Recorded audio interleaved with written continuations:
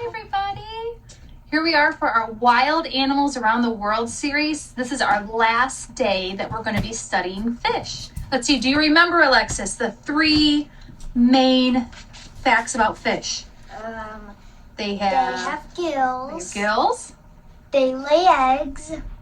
They have fins. They have fins and they are cold-blooded. That's right. So they have gills, they have fins, and they're cold-blooded. So today we're not actually focusing on one specific fish. We're actually going to focus on a place called the Great Barrier Reef. And do you know, Alexis, I don't know if we went over this. Do you know where the Great Barrier Reef, or along what continent is the Great Barrier Reef? Florida? Well, there are coral reefs in Florida, but the Great Barrier Reef is actually on the northeast coast of Australia. And it's one of the things on my bucket list is very short, but one of the things on my bucket list is I love to go snorkeling in the Great Barrier Reef, or even scuba diving. Jellyfish are. Yep, and we learned about box jellyfish a couple years ago and how they're very, very deadly, and they live right in the Great Barrier Reef. Killed people before. They're very deadly. So we're going to do Great Barrier Reef today. We've got some beautiful pictures, and then we're just going to draw our own little scene about the Great Barrier Reef.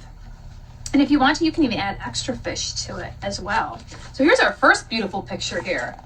Look at that beautiful orange coral. Isn't that nice? So coral is a live creature, but it is not a fish. Wait, why is it so dark here? Yep, so that when you see the darker water like that, that's where it's deeper. So here's the map where I was just kind of telling you about. So the Great Barrier Reef is right here, the northeast corner of Australia. Look at that. That's a overhead picture of the Great Barrier Reef there. But the Great Barrier Reef is the biggest coral reef system in the world. A coral reef is an underwater ridge made up of coral. The Great Barrier Reef is in the Coral Sea near Australia. So you can see again, that's like an overhead view of that. Isn't that beautiful? You can see all the different shades and how you can tell there's a lot going on in there. So the Great Barrier Reef is actually so big, you can spot it from outer space. Isn't that cool? So that's actually taken from outer space. Isn't that cool? Where is it? So this is like way up high, like it's on outer space. And this is the Great Barrier Reef, and this is the edge of Australia right here. So the shallow water around the reef makes it a little easier to see. See how it's like light colored there? When you see that light color, that's where it's more shallow. And like Alexis is asking about the dark color is like a deeper part of the water. Guess what? There's over 400 kinds of coral that make up the Great Barrier Reef. That's a lot. So the area around the Great Barrier Reef is actually warm year-round. Isn't that nice?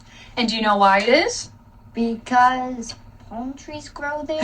Well, palm trees do like to be in the warmth, but the equator, remember along the equator, that's the warmest part in the world, and that's where the Great Barrier Reef is.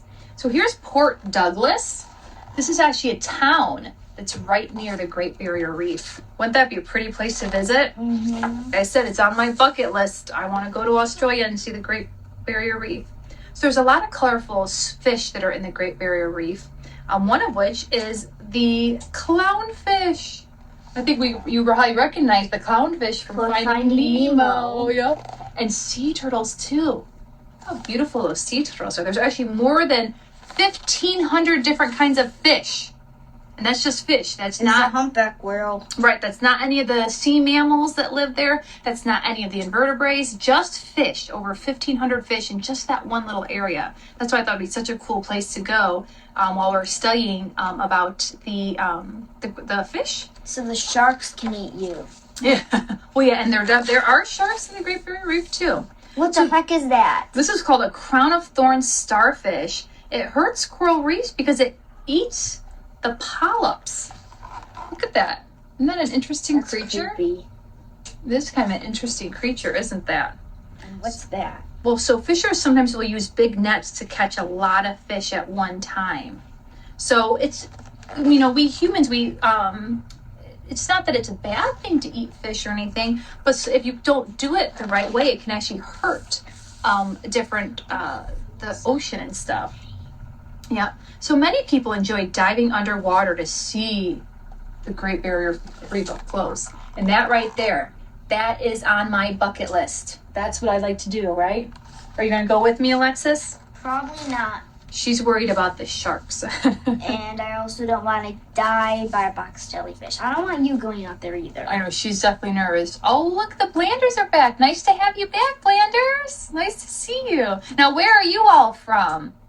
We're actually up here in Michigan, and today is a very snowy day. It actually really feels like Christmas today. We were working on Christmas cards this morning. We have the snow going everywhere.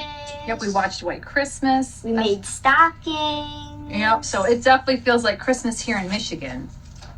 It is plenty cold. So here's a few more things we'd like to learn about the Great Barrier Reef. And So we know about the clownfish. I also made a snow cave outside too. Mm-hmm. And then here are just some other beautiful fish in the Great Barrier Reef. Aren't they colorful? And that's one thing we've really noticed is that things are very colorful in the Great Barrier Reef, whether it's the coral, whether it's the fish. They're all just so beautiful and vibrant. Just great to see. And then one more thing I wanted to share. What, honey? Oh, from Maryland, yes. Yeah, so it's a little bit colder probably where you are too then. Well, greetings from Michigan to Maryland. So again, we can see our beautiful clownfish. We're definitely going to be drawing some clownfish in our Great Barrier Reef. Oh, that's one thing as you're writing your facts. Today we're going a little bit loose with our facts today. But maybe just write some of the creatures or a few facts that you wanted to write down about the Great Barrier Reef. One great fact is that there's over 1,500 different kinds of fish in the Great Barrier Reef, which how you'd write that is 1,500.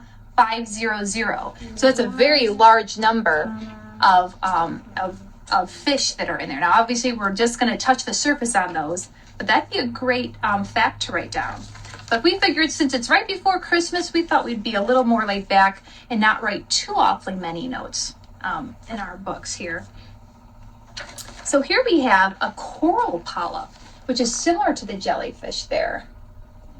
Isn't that interesting? Look at the texture. I can only imagine what that might feel like.